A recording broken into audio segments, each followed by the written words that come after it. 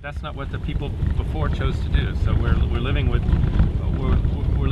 an island now that has different flavors in different sections. We have rural sections. We have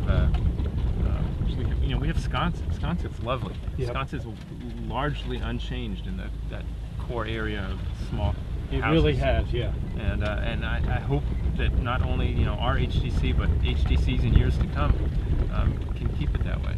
This is your street, isn't it? This is God, what a great street this Academy Lane. It's a tight corner. Your family grew up here? Is that right?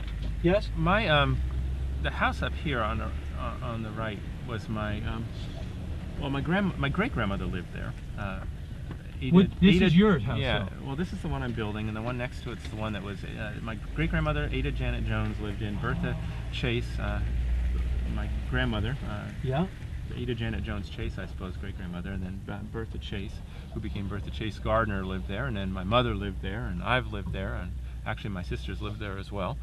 So it's actually sort of numerous generations of family. The next house up is what used to be the backyard to the house, has my aunt's house in it, and this was the other yard to the house, and this is my little project here. The floors originally would have been painted, but we like bare wood. We're modern Americans, and so my grandmother had these floors nicely stripped. But if you look underneath the carpet, you'll see this. You look here. Yeah. You can see there used to be, and there's another one there. There used to be a wall along here. Oh, and see all these little holes along here? Right. They come along up to here. Then you turn the corner and you go back, because there used to be a wall along here too, and this was the kitchen. And what I believe is those tacks is where the oilcloth that was the kitchen floor was tacked down to the floor. It goes all the way around the perimeter of what was the original kitchen. Yeah. This would have been a pantry area or something that went into the back. So the wall's been removed, and you can see the history of the house there on the floor. Yeah. And you don't want to come in and say, well, let's fix that by replacing all of these boards, because then we won't have that history anymore. Here's the post at the top of the staircase. And here's the little area where you can see the wood's been patched. Yeah. Patch in there. Yep. And there's another one down here. And then if you look across, there's a patch right in here as well. This part's painted, of course. And that tells a history. And it's a history where we don't know exactly the story, but it would appear that there was a hinge here and a hinge here and some sort of gate. So then you wonder, why would there be a gate at the top of the stairs? And of course, you have kids, and I got 3 kids, and we've had gates at the top of stairs because you don't want your kids falling down a stair as steep as this staircase is. Exactly. Put the mortgage down inside. But that's, yeah. My mother had that put in. That's a piece of ivory. Yep. Yeah. Actually, I think Charlie Sale Sr. made it. This house actually still has the crane that would hold the pots that date back to when it was when this was the kitchen. So do you think your family would ever sell your house? This house belongs to my sister now, and I hope she doesn't ever sell it. It would be sad. It's her house, but it's really my mom's house. Exactly. She's still around, but yeah. And good. my sister owns it, but my mom comes and goes, and the whole family's lived here at various times, and it has a history of all of us. Oh, actually, I can show you. Oops.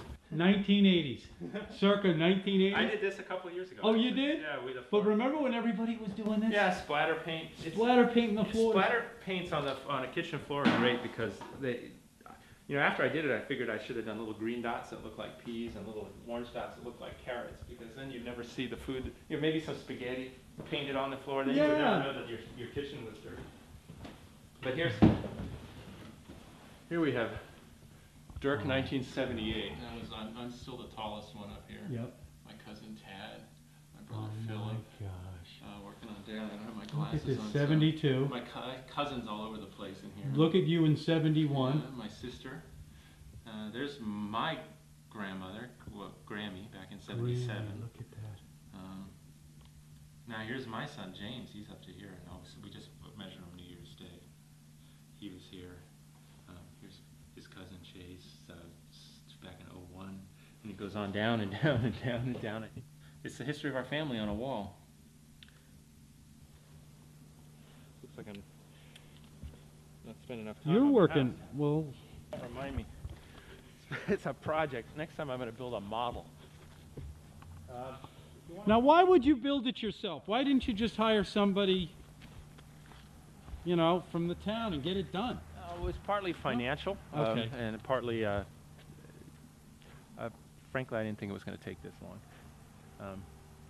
You wanted the life, satisfaction. life gets in the way, Yes. and whatever they say. They say life is what happens while you're making other plans, and so it's a 3-bay.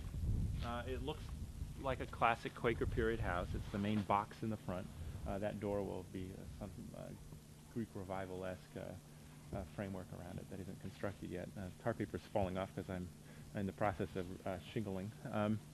And then you have an L going off the back, and you'll see this house, the next house, the old house, the family house, has an L going off the back. That one was done in the early 1900s, 1911, I believe, and that replaced a little L that used to be there. So there's like histories of additions off of houses, and so this house was designed to essentially look very much like it had an old house in front with the L going off the back, and then a little mudroom off of that, and Beautiful. It's sort of the history of a house. You can see them, I mean, all around it. And you know what else you see? Widow's walks. You see these roof walks. Roof walks, right? Roof walks. Now, how do you feel about them? Well, they're everywhere now. There's a lot more than there used to be when I was young, and at the turn of the century. There used to be apparently more of them back when houses were heated by fireplaces, because they were constructed around the chimney. They're essentially constructed around the chimney. It allowed you to get up to the chimney in the event of a chimney fire, and to, obviously maintenance issues, but also there used to be buckets of sand up in the attic, so you could pour them down and try to put out chimney fires. They get battered by the weather, so as Nantucket went into decline and these roof walks got battered around, a lot of them disappeared. So by the time the early 20th century came around, there weren't that many. Now there's a lot more. Some of them are on houses that used to have roof walks. The HTC is not opposed to roof walks. They're on the right kind of house. They fit right in. We've allowed them on houses where they have shown us that they used to have one. We've allowed them on houses where they've never had one, and where it says, yeah, but that's the kind of house that would have had one. It's one of those features that sort of is quintessentially Nantucket in a lot of people's mind. Some of them get used more as party decks. Oh, well, absolutely. That's what they really are now. Well, right? that can be. I mean, the use of property is a separate issue. But when you have a lot of these houses now get just rented out by the week, and you'll have people up here, and they'll be up there partying till 2 at night and throwing cans off the roof walk and all that kind of.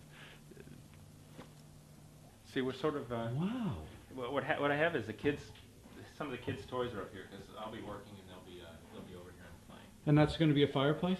This is where the chimney will come up with fireplaces. Oh, There's man, actually another wall nice. here. There's a bedroom in front going into the fireplace, bedroom in back coming into the fireplace. Very traditional in that way. Hey, this is beautiful. You built a traditional house here. This is a traditional house. Yeah.